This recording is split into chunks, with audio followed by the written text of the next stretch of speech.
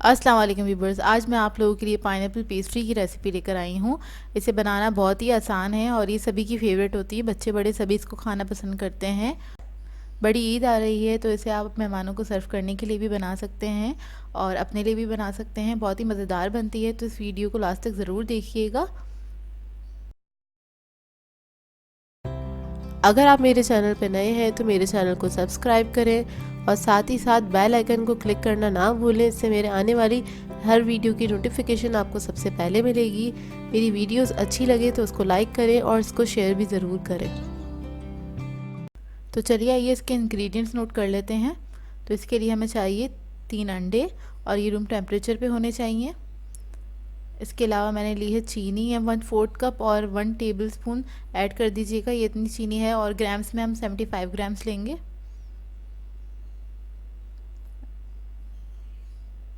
इसी तरह हमने मैदे को भी मेजर किया था, तो ये आधा कप लेने के बाद आप 2 टेबलस्पून और ले लीजिएगा। ये भी 75 ग्राम है। 1/4 टीस्पून हमारे पास है बेकिंग पाउडर। 1 टीस्पून हमारे पास है वनीला एसेंस। ये स्पंज के अज्जा थे। तो हम स्पंज बनाना स्टार्ट करते हैं। इसके लिए हम एक बोल ले लेंगे, उसके अंदर अंडे हम शामिल कर देंगे और इसके साथ साथ हम चीनी शामिल कर देंगे। चीनी मैंने रेगुलर ली है, दानेदार, और इसको हम इलेक्ट्रिक बीटर से बीट करना स्टार्ट करेंगे। 4 से 5 मिनट लगेंगे इसे बीट होने में। और एक बात का ख्याल रखिएगा, ये केक बनाने के लिए आपका जो बोल है जिसमें आप बीट कर रहे हैं इन एग्स को, वो बिल्कुल क्लीन होना चाहिए। उसमें बिल्कुल भी चिकनाहट ना हो और आपके जो ब्लेड्स हैं वो भी बिल्कुल क्लीन होने चाहिए। तो ये देखिए फॉर्मी हो गया। इस फॉर्म तक हमने इसको बीट करना है बहुत अच्छी तरीके से। इसके बाद हम इसके अंदर वनीला एसेंस और बेकिंग पाउडर ऐड कर देंगे और इसको भी हम चंद सेकंड के लिए मिक्स कर लेंगे, बीट कर लेंगे चंद सेकंड के लिए बहुत अच्छी तरीके से। ये देखिए बीट हो गया है बैटर हमारा अच्छे से। और अब हम इसके ब्लेड्स हटा देंगे। इसके बाद हम इसके अंदर मैदा शामिल करेंगे और मैदा हम थोड़ा थोड़ा सा करके शामिल करेंगे, सारा एक साथ नहीं डाल दीजिएगा। अगर आप सारा इसमें एक साथ डाल देंगे तो इसमें लम्स बन सकते हैं, इस बात का ख्याल रखिएगा। थोड़ा थोड़ा करके डालेंगे और स्पैचुला की मदद से इसको फोल्ड कर लेंगे इस तरह से। हल्के हाथ से फोल्ड करिएगा, नहीं तो ये जो बैटर है ये बैठ जाएगा। अगर आप बहुत ज़्यादा तेज़ स्पीड में अपना हाथ चलाएंगे तो बहुत आराम आराम से इसको आपने फ़ोल्ड कर लेना है। अब बाकी का बचा हुआ मैदा इसमें ऐड करके इसको भी मैं फ़ोल्ड कर लूँगी हल्के हाथ से। अच्छा, ओवन मैंने प्रीहीट करने के लिए रख दिया है 180 डिग्री पे। और इसके लिए मैंने एक मोल्ड ले लिया था, उसको ऑयल लगा के मैंने ग्रीस करके इसको डस्ट कर लिया था मैदे से अच्छी तरीके से। ये 8x8 का मोल्ड है।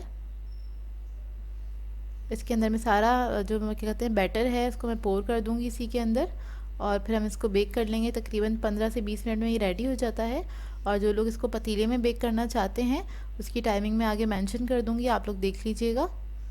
तो इसको बस इवनली आपने फैला लेना है इस मोल्ड के अंदर और इसको हम बेक करने के लिए रख देंगे।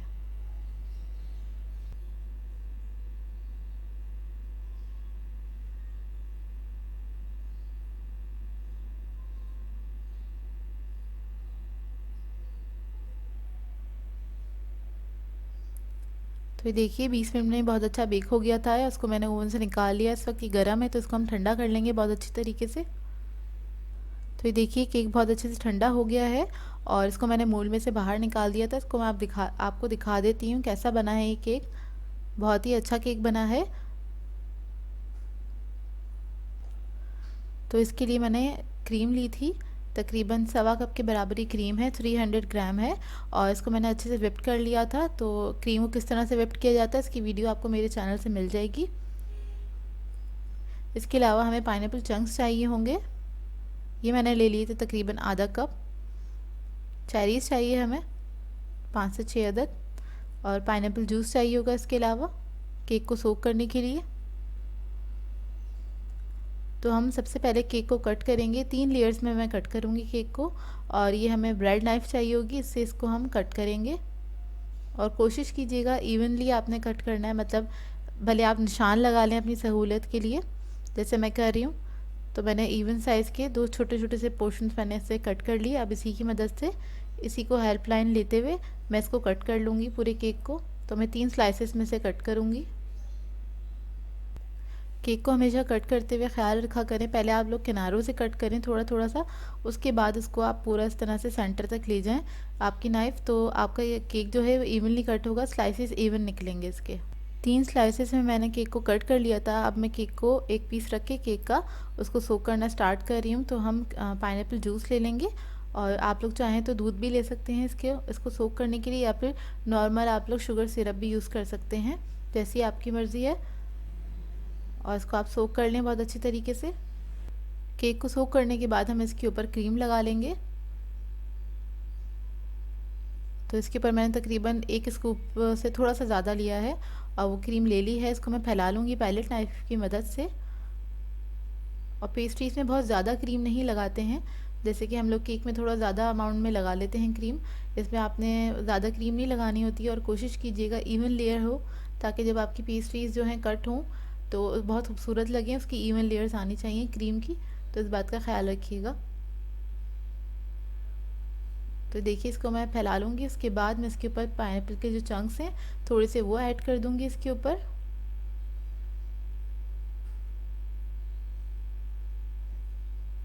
बेकरी से ज़्यादा अच्छी बनती हैं ये पेस्ट्रीज़, घर में ज़रूर ट्राई कीजिएगा, आप लोगों को बहुत पसंद आएंगी और वैसे भी सभी को पसंद होती हैं ये रखने के बाद इसके बाद मैं इसके ऊपर केक का दूसरा स्लाइस रख दूँगी और अगेन इसको सोक करने के बाद इसके ऊपर मैं क्रीम लगा लूँगी दोबारा से।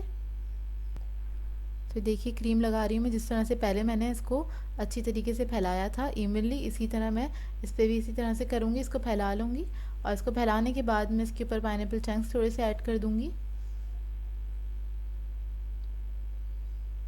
बस ख्याल रखिएगा क्रीम की जो लेयर है वो इवन हो।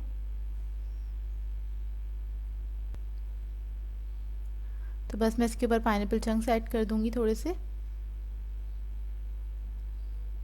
ये आपकी मर्ज़ी है, आप लोग कम या ज़्यादा ऐड कर सकते हैं अपने मर्ज़ी के मुताबिक।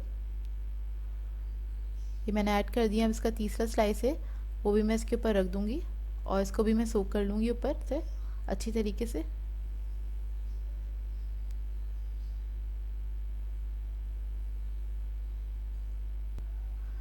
और अब इसके ऊपर मैं चारों तरफ, सॉरी ऊपर नहीं, इसके चारों तरफ मैं थोड़ी थोड़ी सी क्रीम लगा लूँगी और बहुत ज़्यादा क्रीम नहीं लगाऊंगी, हल्की हल्की सी क्रीम लगाऊंगी। पहले तो मैं इसको क्रम कोट कर रही हूँ, जो भी इसके क्रम्स हैं वो ताकि इसके ऊपर ही स्टिक हो जाए। तो बहुत हल्की सी लेयर, जिस तरह से आप बटर लगाते हैं उतना पतला ही आपने लेयर लगानी है। ये देखिए मैंने लगा दिया है चारों तरफ। उसके बाद मैं थोड़ी सी और क्रीम लूँगी और इसको चारों तरफ से कवर कर दूँगी केक को अच्छी तरीके से। पेस्ट्रीज़ के लिए भी ये स्टेप करना ज़रूरी है। अक्सर मैं देखती हूँ लोगों को कि वो लोग चारों तरफ से कवर नहीं करते कि ये पेस्ट्रीज़ हैं, क्योंकि इसको कट करना होता है इसलिए। लेकिन ये स्टेप ज़रूर कीजिएगा, ये करना ज़रूरी है। इससे क्या होता है आपकी जो पेस्ट्रीज़ का मॉइस्चर है वो अंदर ही रहता है और वो बहुत देर तक मॉइस्ट रहती हैं पेस्ट्रीज़ आपकी, क्योंकि हम इन पेस्ट्रीज़ को 2 से 2.5 घंटे के लिए फ्रिज में रख देते हैं सेट होने के लिए, उसके बाद कट करते हैं। तो ये देखिए मैं केक को पूरा कवर कर रही हूँ क्रीम से बहुत अच्छी तरीके से। और टॉप पे आप थोड़ी सी ज़्यादा लेयर लगा सकते हैं, क्योंकि ये केक का टॉप है, पेस्ट्रीज़ का टॉप है, तो इसको आप कवर कर दें थोड़ी ज़्यादा क्रीम लगा के।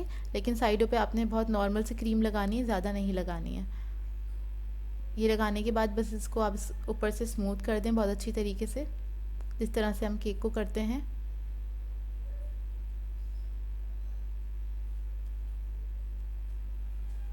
और जब आप इसको स्मूथ कर लेंगे, इसके कॉर्नर्स को स्मूथ कर लेंगे, उसके बाद हम इसको रख देंगे फ्रिज में सेट होने के लिए। तकरीबन मैं 2.5 से 3 घंटे के लिए इसको रख दूँगी। तो ये देखिए इसके जो कॉर्नर्स है बस इसको मैं स्मूथ कर रही हूँ और ये सारे आपने स्मूथ कर लेने हैं बहुत अच्छी तरीके से। उसके बाद इसको सेट करने के लिए रखिएगा फ्रिज में। तो ये जैसे ही स्मूथ हो जाएंगे इसको मैं रख दूँगी। अब मैं इसको रख दूँगी फ्रिज में। तो ये देखिए इसको मैंने फ्रिज में रख दिया था सेट होने के लिए, बहुत अच्छे से सेट हो गया है। और अब मैं साइड से इसका एक स्लाइस निकाल लूँगी। बहुत ही बारीक सा स्लाइस निकालना है आपने। इस तरफ से मैं निकाल रही हूँ और इसकी अपोजिट डायरेक्शन से भी मैं निकाल लूँगी स्लाइस इसका बहुत बारीक सा। और ये सिर्फ दो साइड से ही कट होगा और 2 साइड से हम इसकी ऐसे ही छोड़ देंगे, क्योंकि हम पेस्ट्रीज़ बना रहे हैं इसलिए। अब मैं इसकी अपोजिट डायरेक्शन से भी कट कर लूँगी इसको। और बिल्कुल पतला सा स्लाइस निकाला है मैंने। पहले निशान लगा लें नाइफ़ से, उसके बाद आपने इसको कट करना है। और ये वेस्ट नहीं होगा, ये खा लिया जाएगा, इसे आप खा लें, वेस्ट करने की ज़रूरत नहीं है। इसमें कोई चीज़ वेस्ट नहीं होती है। ये देखिए कितनी आसानी से इसका स्लाइस निकल गया है और बिल्कुल स्मूथ निकला है। इसकी लेयर्स भी आप लोगों को नज़र आ रही होंगी, कितनी परफेक्ट लेयर्स आई हैं केक की। और अब मैं पेस्ट्रीज़ को कट कर लूँगी। इसके लिए मैंने नाइफ़ को धो लिया था, या फिर आप किसी टिश्यू पेपर से इसे साफ़ भी कर सकते हैं। तो पहले आप निशान लगा लें ऊपर पेस्ट्रीज़ के, केक के ऊपर निशान लगा लें। पेस्ट्रीज़ आपको कितनी बड़ी चाहिए अपने हिसाब से निशान लगा लें इवन से, और उसके बाद आप इसको कट करें तो आसानी हो जाएगी आपको कट करने में, ताकि वो एक सा की ही कट हो। तो मैं थोड़े बड़े साइज़ की कट कर रही हूँ पेस्ट्रीज़, और आपने ब्रेड नाइफ से इसे कट करना है ताकि जो पेस्ट्रीज़ है हमारी वो डिस्टर्ब ना हो, बहुत अच्छी इवन और परफेक्ट पेस्ट्रीज़ निकल कर आएँ। और केक को आपने रखना ज़रूर है कट करने से पहले। फ्रेश आप केक कट नहीं करिएगा, नहीं तो वो डिस्टर्ब हो जाएंगी पेस्ट्रीज़ आपकी, अच्छे से खूबसूरत नहीं कटेंगी। अब मैं इसको सेंटर से कट कर लूँगी तो ये हमारी 6 पेस्ट्रीज़ निकल आएंगी। आप लोग चाहें तो ज़्यादा भी निकाल सकते हैं अगर छोटा पीस आप कट कर रहे हैं तो। वैसे ये परफेक्ट साइज़ है पेस्ट्रीज़ का, ये साइज़ बिल्कुल सही रहता है। ये देखिए कट हो गई हैं ये। इसके बाद हम इसकी डेकोरेशन स्टार्ट करेंगे। तो एक पाइपिंग बैग ले लिया था, उसमें मैंने क्रीम फिल कर ली है, स्टार नोज़ल यूज़ कर रही हूँ। तो पेस्ट्रीज़ के ऊपर बस एक एक ही ड्रॉप लगता है, तो मैं एक एक ड्रॉप लगा रही हूँ इसके ऊपर। और उसके बाद मैं इसके ऊपर चेरीज़ रख दूँगी। चेरीज़ को मैंने हाफ कट कर लिया था और उसको मैं इस तरह से रख दूँगी एक एक पीस ड्रॉप्स के ऊपर। और उसके बाद में इसके ऊपर एक एक स्लाइस रख दूँगी पाइनएप्पल का। छोटा सा पीस आप कट कर लें, चंक्स की साइज़ का ही होता है, और उसे आप रख दें इस तरह से। डेकोरेशन आपकी अपनी मर्ज़ी, आप जिस तरह भी चाहें कर सकते हैं। मैं बस सिंपल सा रखा है इसको मैंने, क्योंकि पाइनएप्पल पेस्ट्रीज बहुत सिंपल सी अच्छी लगती हैं। अच्छा, ये मैंने कपकेक्स की लाइनिंग्स ले ली हैं, ये आपको मार्केट से इजीली मिल जाती हैं, हर स्टोर पे अवेलेबल हैं। तो इसके ऊपर मैं ये पेस्ट्रीज उठा के रख दूँगी ताकि इसको उठाने में आसानी हो, आपको सर्व करने में भी आसानी हो। उसकी लेयर्स देख लीजिए, इस तरह से हम रख देंगे सारी लाइनिंग्स के ऊपर। तो ये देखिए बहुत मज़ेदार सी पाइनएप्पल पेस्ट्रीज रेडी हैं हमारी। और इसे आप ईद पे बना सकते हैं, ईद आ रही है, अपने गेस्ट के लिए बनाइए इसे। चाहें तो पार्टीज़ वगैरह में इसको रख सकते हैं, सर्व कर सकते हैं, चाहें तो अपने लिए भी बना सकते हैं। तो इस रेसिपी को ट्राई ज़रूर कीजिएगा, अपना फीडबैक ज़रूर दीजिएगा। सो व्यूअर्स, अगर आप लोगों को मेरी रेसिपीज़ अच्छी लगती हैं तो मेरे चैनल को सब्सक्राइब करें, लाइक करें, कमेंट ज़रूर किया करें, शेयर भी ज़रूर किया करें अपने फ्रेंड्स के साथ, फैमिली के साथ। तो मुझे अपनी दुआ में याद रखिएगा। अल्लाह हाफ़िज़।